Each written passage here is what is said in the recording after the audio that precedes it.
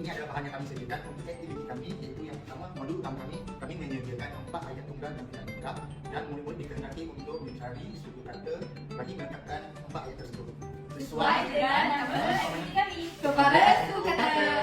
Dan ada juga beberapa bahan tambahan yang lain, iaitu kad berwarna dan buku-buku berwarna.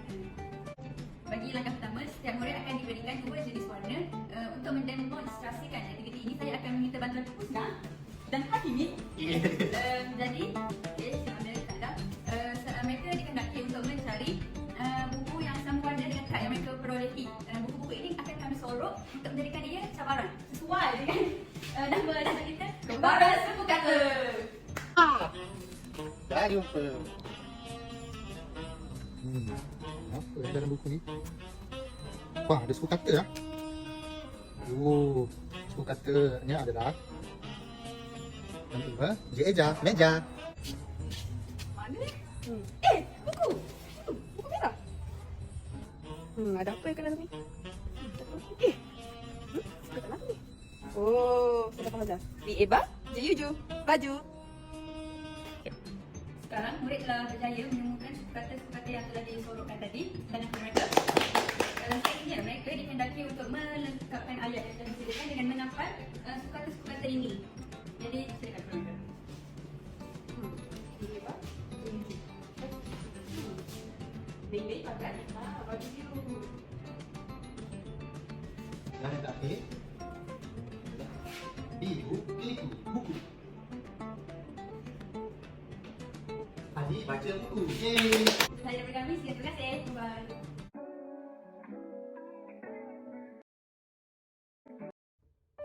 Assalamualaikum warahmatullahi wabarakatuh. Salam sejahtera. Nama saya Adlin Nuzul Az-Zahara binti Zulkifli. Saya dari Bahasa Melayu 4.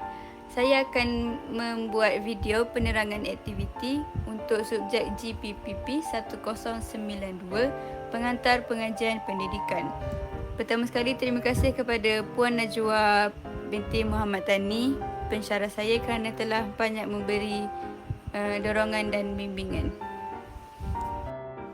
Pertama sekali, bagi tujuan kembara suku kata iaitu kepada aktiviti kami, untuk mengatasi masalah literasi murid sekolah rendah, saya mencipta permainan kembara suku kata bagi menarik minat mereka supaya ingin membaca. Kami juga telah menggunakan pelbagai rangsangan dari aspek objek dan warna. Dalam aspek 6 aspirasi murid iaitu pengetahuan, setiap murid perlu memiliki keupayaan literasi sepenuhnya bagi melengkapkan mereka dengan kemahiran hidup asas. Melalui aktiviti ini, murid-murid dapat menguasai literasi sambil bermain. Murid-murid akan membatang suku kata dan membina kata. Kemudiannya, dia perlu melengkapkan ayat. Aktiviti ini disusun mengikut peringkat literasi bahasa iaitu prabacaan, mekanis, dan mentalis. Dalam aspek implikasi terhadap murid iaitu pengetahuan dan kemahiran insaniah. Strategi pengajaran dan pembelajaran berkesan yang melibatkan kurikulum dan ko-kurikulum bagi menggalakkan murid untuk berusaha, meneroka serta membina pengetahuan dan kemahiran baharu. Oleh kerana aktiviti ini tidak terhad dibuat di dalam kelas, maka murid boleh meneroka di sekitar sekolah. Mereka juga akan bekerjasama untuk mencari jawapan. Ini memupuk interaksi bersama rakan sekelas. Seterusnya, implikasi terhadap guru, pengurusan pengajaran dan pembelajaran. Guru perlu berkeupayaan merancang dan melaksanakan proses pengajaran dan pembelajaran serta memastikan pencapaian objektif. Guru perlu meneliti dalam menghasilkan bahan-bahan untuk aktiviti ini.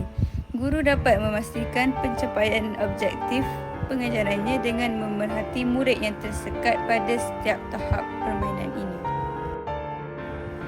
Dalam aspek falsafah pendidikan guru pula, menjamin perkembangan individu. Guru akan sentiasa sedar peranannya untuk membangunkan potensi murid secara berterusan serta mencari peluang untuk mengembangkan potensi murid ini secara holistik. Sejajar dengan aktiviti ini, seseorang guru dapat menjamin kebolehan literasi murid. Seperti yang kita tahu, mengajar tidak semestinya hanya mendengar dan mencatat, tetapi juga dengan melakukan aktiviti-aktiviti bermakna seperti ini. Cara penyediaan bahan untuk aktiviti ini mudah sahaja. Yang pertama, guru perlu menyediakan beberapa ayat tunggal yang tidak lengkap. Yang kedua, sediakan buku berwarna, contohnya warna kuning, merah, biru dan hijau. Yang ketiga, sediakan kertas warna sama dengan warna buku. Yang keempat, tulis perkataan yang tidak lengkap di atas kertas berwarna tersebut dan selit di dalam buku yang sama warna. Yang kelima, potong kertas warna lebihan kecil-kecil. Seterusnya, cara permainan KSK, kembara suku kata. Untuk melengkapkan ayat tunggal yang disediakan, murid perlu mencari perkataan-perkataan yang tiada. Yang pertama, guru perlu menyorok buku-buku yang mengandungi suku kata di tempat tersembunyi. Yang kedua, bahagikan murid kepada beberapa kumpulan kecil. Yang ketiga, berikan keratan kecil kertas berwarna tadi. Yang keempat, arahkan murid supaya cari buku sama warna dengan kertas warna yang didapati. Yang kelima, arahkan murid supaya tampal perkataan yang dijumpai pada ayat yang sesuai. Bagaimana pula dengan kos penghasilan bahan ini? Kertas warna satu pak hanyalah berjumlah RM5 dan itu sahaja bahannya.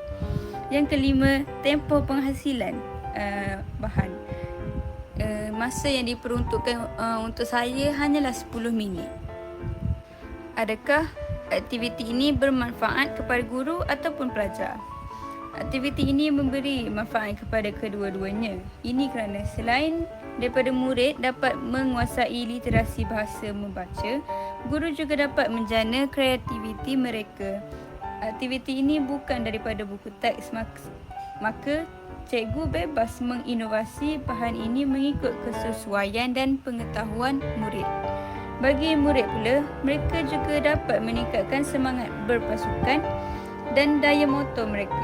Pengalaman mereka juga akan meluas kerana mereka dapat meneroka. Kelebihan KSK yang pertama ialah sistematik dan berperingkat. Saya telah menghasilkan projek ini mengikut tahap-tahap penguasaan murid. Murid-murid tidak akan dapat meneruskan peringkat seterusnya tanpa menyelesaikan peringkat sebelumnya. Maksudnya, aktiviti ini memfokuskan satu tahap pada setiap masa. Guru akan dapat mengenal pasti murid yang tersekat dan menolongnya sehingga berjaya. Yang kedua, mesra ibu bapa. Ini dimaksudkan ibu bapa juga boleh membina sendiri bahan bantu mengajar ini. Bahan-bahan yang saya gunakan hanyalah bahan asas yang saya yakin boleh didapati di rumah. Yang ketiga, kos yang rendah. Seperti yang dilihat, bahan-bahan yang saya gunakan hanyalah buku dan kertas. Buku itu terserah kepada guru untuk menggunakan apa-apa jenis sekalipun. Seterusnya, kertas berwarna dan pen. Harga kertas dan pen tidaklah semahal bahan-bahan autentik yang lain.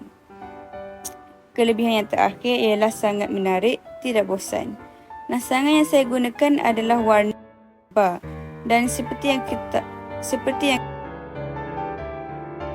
bahan-bahan berwarna dan bergambar. Psikologi kanak-kanak lebih gemar akan bahan yang memfokuskan mata, iaitu bahan. Mereka juga diarahkan supaya buku yang disorok. Ini juga dapat meningkatkan daya pemikiran dan motor halus mereka.